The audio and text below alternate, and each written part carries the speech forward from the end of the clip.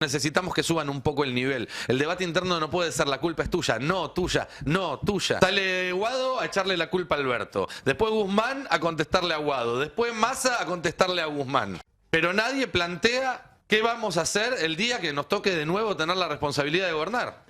Y hay que prestarle atención a los movimientos subterráneos.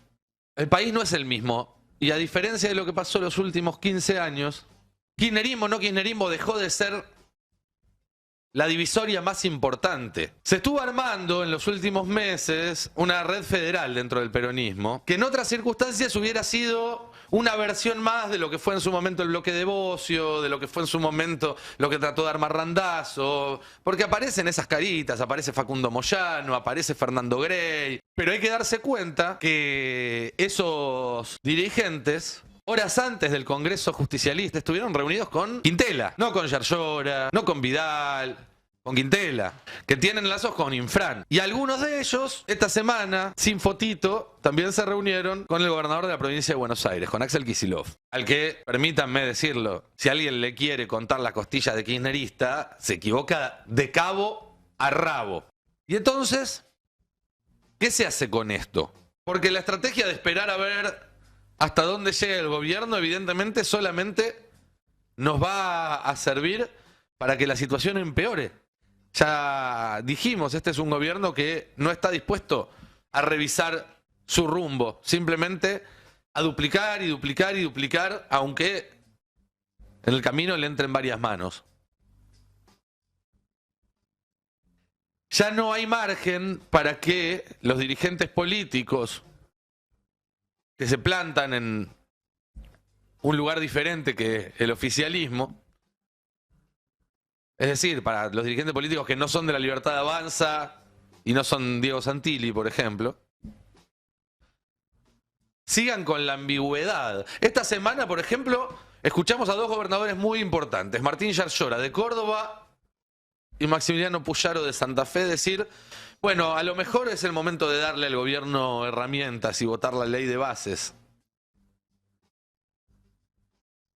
Y pocas horas después el gobierno publicó un DNU eliminando por decreto todas las transferencias para las cajas jubilatorias, algo que a Córdoba, por ejemplo, le hace un agujero inmenso, eliminando definitivamente por decreto el fondo de incentivo docente, porque si bien no se había renovado a fin de año, por ley, como correspondía, como el presupuesto estaba prorrogado, todavía tenías un pucho destinado por el presupuesto para ese fondo para pagarle a los docentes. ¿Qué hizo el gobierno? Decir, no, esa plata no va a ir para los docentes, va a ir para otra cosa. A lo mejor para pagarle los desayunos a Milei cuando se va de viaje a que le den premios o a codearse con neonazis.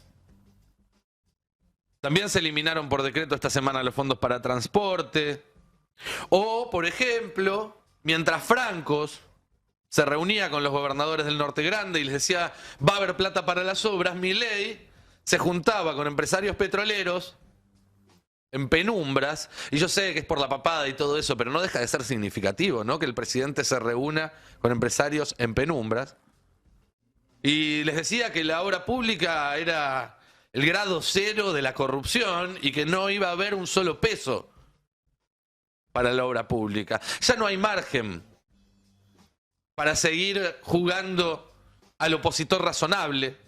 Ya no hay margen para seguir jugando a darle hasta ahí a cambio de un puchito o de la promesa de un puchito. Sino que es momento de que aquellos dirigentes que pretenden que la Argentina sea un país con universidad pública, que la Argentina sea un país con plan nuclear, que la Argentina sea un país con clase media, que la Argentina sea un país con un Estado capaz de tener agencia en cada uno de los pueblos, cada una de las ciudades y cada una de las provincias de su amplio territorio, que la Argentina es un país capaz de mantener relaciones exteriores, ya no digo maduras, ya no digo sanas, ya no digo inteligentes, por lo menos relaciones que no parezcan la de un nene de 4 años. Ya no hay tiempo para más ambigüedad. Tienen que jugar las negras, tiene que haber una respuesta política a esta carta de intenciones y a la ejecución que está haciendo el gobierno de esta carta de intenciones, que no es en absoluto ambigua. Uno no puede ser ambiguo ante lo absoluto, porque no queda como ambiguo, queda como timorato, queda como cobarde, queda como acomodaticio. ¿Y cuál es la respuesta que encontramos por ahora? Bueno, desde las bases está muy claro.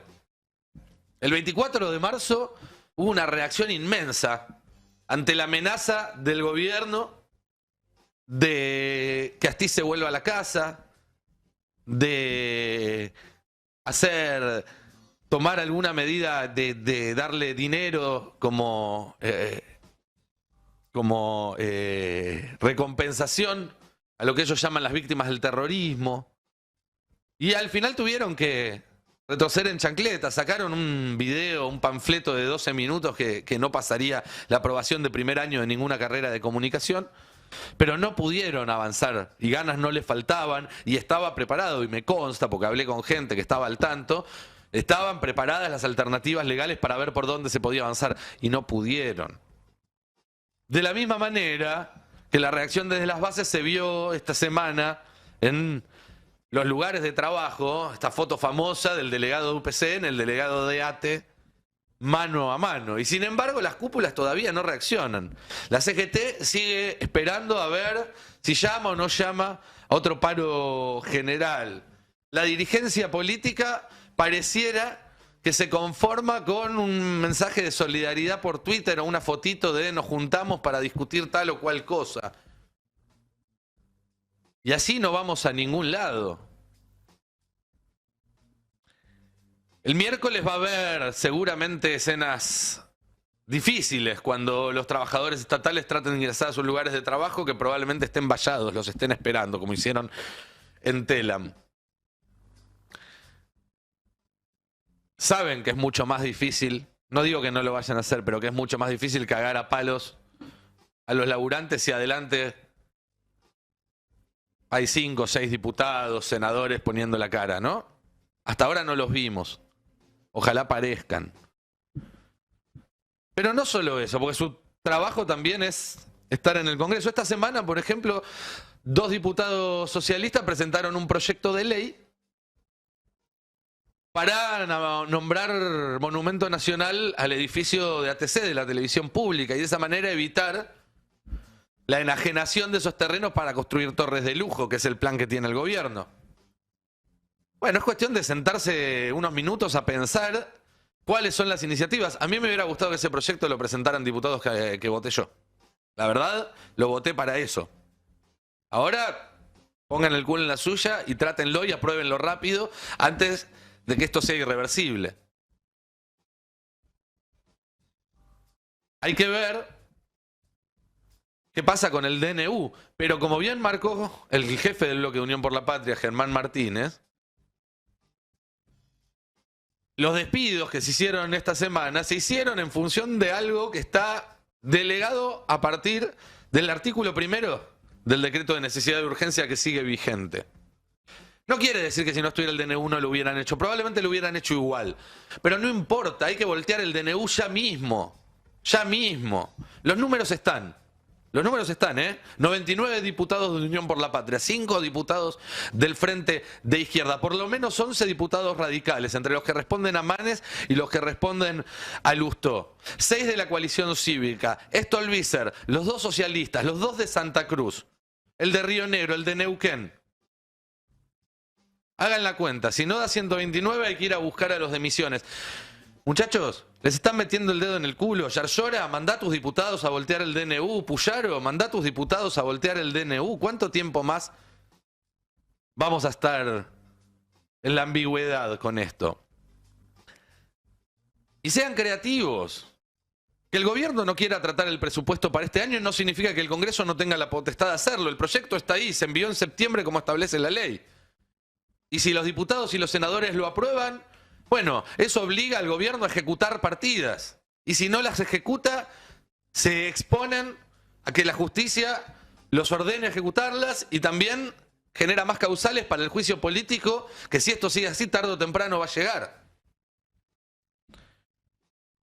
Y estas son cosas que se me pueden ocurrir a mí o se le puede ocurrir a gente con la que yo hablo. Si a ustedes les pagan un sueldo para hacer ese trabajo, deberían tener 10 ideas como esa, 15 ideas como esa. No puede ser que el Congreso no sesione de hace 3 semanas porque 15 diputados, 20 diputados se fueron de viaje a Estados Unidos. Hay cosas más importantes. A mí también me encanta viajar, ¿eh? Y también, si me invitaran, a priori diría que sí. Pero si están pasando cosas más importantes, yo digo, muchachos, no puedo. La patria me lo reclama.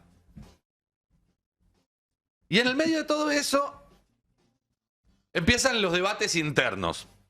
Debates internos que, según a quien le preguntes, significan que hay Milei para rato o que hay una percepción de que los tiempos se están acelerando y que por eso hay que acelerar la interna opositora para ver quién viene después. No lo sé. En cualquiera de los dos casos necesitamos que suban un poco el nivel. El debate interno no puede ser la culpa es tuya, no tuya, no tuya. Parece en el juego de la chiva. ¿Sí? Sale Guado a echarle la culpa a Alberto. Después Guzmán a contestarle a Guado. Después Massa a contestarle a Guzmán. Pero nadie plantea qué vamos a hacer el día que nos toque de nuevo tener la responsabilidad de gobernar. Nadie plantea qué hay que decirle a la sociedad argentina para que nos dé de nuevo esa responsabilidad.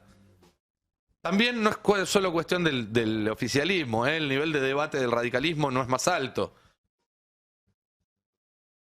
Aunque están apareciendo algunos debates interesantes. Yo le prestaría mucha atención, por ejemplo, a que esta semana salió Mestre a diferenciarse de Loredo en Córdoba y Colombi a diferenciarse de Valdés en Corrientes. Corrientes provincia, que además tiene el calendario corrido, con lo cual el año que viene elige gobernador. Va a ser una elección muy interesante para mirar esa elección en Corrientes. Corrientes, provincia que históricamente, y acá lo sabrán confirmar los compañeros porque tenemos el mayor índice de correntinos de toda la radiofonía argentina, no suele haber mucho conflicto laboral ni social en Corrientes. Y sin embargo esta semana empezaron a haber algunas huelgas, algunos movimientos de algunos gremios, algunos movimientos de algunos sindicatos.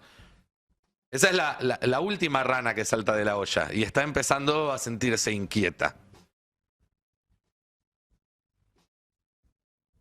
Es importante entonces que continúe, insisto, la discusión. No hay que tenerle miedo a la discusión, pero hay que elevar el nivel del debate. Y hay que prestarle atención a los movimientos subterráneos. Y hay que prestarle atención, sobre todo, hay que tener en cuenta, sobre todo, y con esto voy redondeando, que el país no es el mismo. Lo dijimos acá el día de las PASO. El país no es el mismo. Y a diferencia de lo que pasó los últimos 15 años, o 10 años, desde el 2008, sí, 15 años, kirchnerismo, no kirchnerismo, dejó de ser la divisoria más importante.